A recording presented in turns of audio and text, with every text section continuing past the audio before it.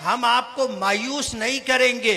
आपको आपका हक दिलाने के लिए हम हर मुमकिन कोशिश करेंगे। मैं अल्हम्दुलिल्लाह तीसरी मर्तबा चुन करके आया हूं।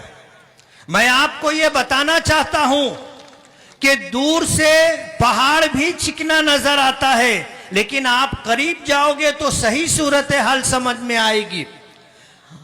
एतमाद मिलने के बाद मैंने अपनी कॉन्स्टिट्यूंसी में लोगों की बुनियादी सहूलियात के लिए काम किया और 499 करोड़ रुपया MIM में रहते हुए, फिरका परस्त पार्टी की सरकार के रहते हुए मैंने हासिल किया और अपने कॉन्स्टिट्यूंसी की विकास का मैंने काम किया। देश भर की अकलियतों के लिए और मुसलमानों के लिए, उनके मसाइल के लिए आवाज उठाने वाली एक शख्सियत है बैरिस्टर असदुद्दीन ओवैसी साहब। हम मुसलमान ही नहीं, मुल्क का पिछड़ा हुआ और मुल्क में महरूम किया जाने वाला हर तबका आज बैरिस्टर असदुद्दीन ओवैसी को अपना कायद मानता है, अपना सालार मानता है, अपना रहनुमा मानता है। मैं आज इस वक्त आपसे एक गुजारिश करने के लिए आया हूं। हमें अपना हक लेना है और उसके लिए सूझबूझ और समझदारी के साथ फैसला करना है। कुछ पैसों पर अगर आप बिक गए तो आप भी महरूम हो जाएंगे, आपकी नस्लें भी महरूम हो जाएंगी। आप वोट देते हो तो 5 साल के लिए वोट देते हो, एक दिन के लिए वोट नहीं देते। 200-500-1000 रुपये में आपका क्या बनेगा? लेकिन आपका एक वोट जो आप अपने लिए, अपनी आने वाली नस्लों के लिए देंगे, वो आपके विकास के लिए, आपकी तरक्की के लिए, आपके हक के हुसूल के लिए काम आएगा। किसी शायर ने कहा है कि तुमने चाहा ही नहीं हालात बदल सकते थे, तुमने चाहा ही नहीं हालात बदल सकते थे। मेरे आंसू तेरी आंखों से निकल सकते थे, 2 कदम साथ मेरे चल के तो देखा होता, खुद ब खुद तेरे ख्यालात बदल सकते थे। तुम तो ठहरे ही रहे झील के पानी की तरह, दरिया होते तो बहुत दूर निकल सकते थे। आज मुझे आपसे मिल करके बेइंतहा खुशी। इस इलाके में मेरा पहला सफर है। मैं महाराष्ट्र मालेगांव से ताल्लुक रखता हूं। मालेगांव की जामे मस्जिद ईदगाह का इमाम हूं। वहां के एक मदरसे में मैं हदीस का दर्स देता हूं और ऑल इंडिया मजलिसे इत्तेहादुल मुस्लिमीन, उसके कौमी सदर बैरिस्टर असदुद्दीन ओवैसी साहब, उनके मुशीर-ए-कार लोगों ने हालात देखे और मुझ पर एतमाद किया, मुझे उम्मीदवारी दी। मैं अल्हम्दुलिल्लाह तीसरी मर्तबा चुन करके आया हूं। मैं आपको यह बताना चाहता हूं कि दूर से पहाड़ भी चिकना नजर आता है, लेकिन आप करीब जाओगे तो सही सूरत हाल समझ में आएगी। एतमाद मिलने के बाद मैंने अपनी कॉन्स्टिट्यूंसी में लोगों की बुनियादी सहूलियात के लिए काम किया और 499 करोड़ रुपया MIM में रहते हुए, फिरका परस्त पार्टी की सरकार के रहते हुए मैंने हासिल किया और अपने कॉन्स्टिट्यूंसी की विकास का मैंने काम किया है। मैं आज आपके दरमियान आया हूं।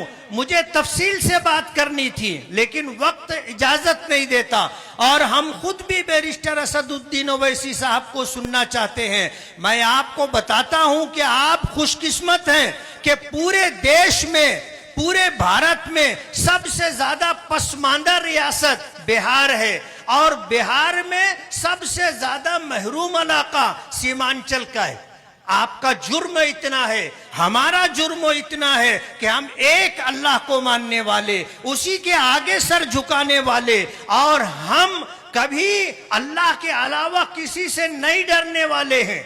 आज जितनी सरकारें रही मुल्कों की आजादी के बाद से आज तक, उन्होंने आपको क्या दिया? बुनियादी सहूलतें भी नहीं है।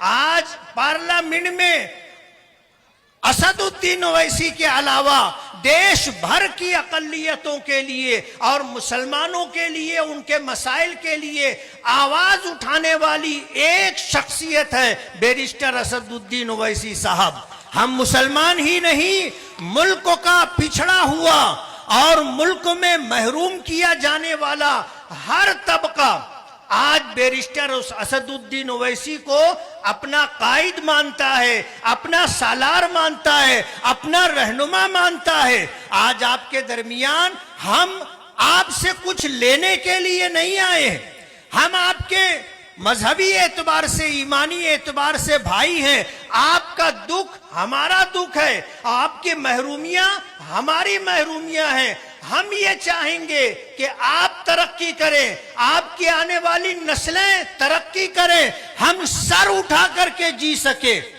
डॉक्टर बाबा साहब अंबेडकर ने जो संविधान दिया है उसके दायरे में रहते हुए हम अगर अपना हक मांग रहे हैं, अगर हमारे सर पर टोपी है, चेहरे पर दाढ़ी है, हमारे बदन पर कुर्ता है, तो क्या हम चरमपंथी हैं? क्या हम दहशतगर्द हैं? क्या बिहार आपके और आपके बाप की जायदाद है? कोई बिहार से, बाहर से, हैदराबाद से और महाराष्ट्र से आपके दरमियान आपके हक के लिए आवाज उठाने के लिए और आपका हक दिलाने के लिए अगर आता है तो क्या हम नहीं आ सकते? मैं आज इस वक्त आपसे एक गुजारिश करने के लिए आया हूं। हमें अपना हक लेना है और उसके लिए सूझबूझ और समझदारी के साथ फैसला करना है। कुछ पैसों पर अगर आप बिक गए तो आप भी महरूम हो जाएंगे, आपकी नस्लें भी महरूम हो जाएंगी।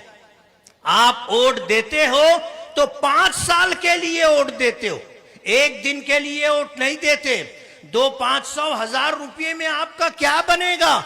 लेकिन आपका एक वोट जो आप अपने लिए, अपनी आने वाली नस्लों के लिए देंगे, वो आपके विकास के लिए, आपकी तरक्की के लिए, आपके हक के हुसूल के लिए काम आएगा। आप बैरिस्टर असदुद्दीन ओवैसी साहब को देखिए, उन पर एतमाद कीजिए। 500 से 550 एमपीज और संसद लोगों में अगर आपकी आवाज है तो बैरिस्टर असदुद्दीन ओवैसी, आपके हक के लिए आवाज उठाता है तो बैरिस्टर असदुद्दीन ओवैसी। आप एतमाद कीजिए, भरोसा कीजिए, मजलिसे इत्तेहादुल मुस्लिमीन के उम्मीदवारों को कामयाब कीजिए। हम आपको मायूस नहीं करेंगे, आपको आपका हक दिलाने के लिए हम हर मुमकिन कोशिश करेंगे। मुझे उम्मीद है कि आप सूझबूझ के साथ, आप एतमाद करते हुए, भरोसा करते हुए, हमारी बातों पर यकीन करते हुए, आपने अगर मजलिस इत्तेहादुल मुस्लिमीन के उम्मीदवारों को कामयाब किया, इंशाअल्लाह आपके दिन बदलेंगे। आप देंगे वोट मजलिस इत्तेहादुल मुस्लिमीन के उम्मीदवार को। अल्लाह आपको जज़ाए खैर दे। बहुत बहुत शुक्रिया। सलाम अलैकुम।